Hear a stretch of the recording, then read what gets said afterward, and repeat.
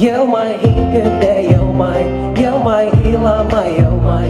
Күкүгө карап yılmay, hem yılmay, yılından yılmay. Уфа – столица детства. В День защиты детей на площади городского пространства «Арт-Квадрат» для маленьких уфимцев студенты и преподаватели Акмолинского университета подготовили разнообразную программу. Украсили лица ребят ярким аквагримом, устроили для детей веселые, подвижные и настольные игры, провели мастер-классы по изготовлению поделок из лент и других материалов.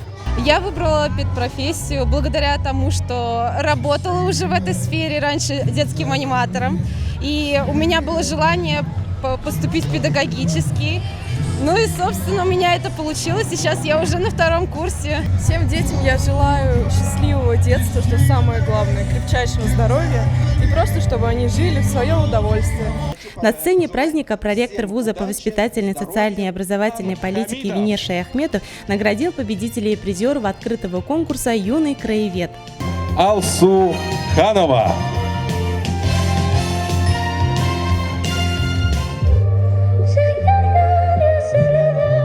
Настоящим украшением мероприятия стали творческие номера студентов Башкирского педуниверситета. Несмотря на поистине летнюю жару, праздник удался на славу.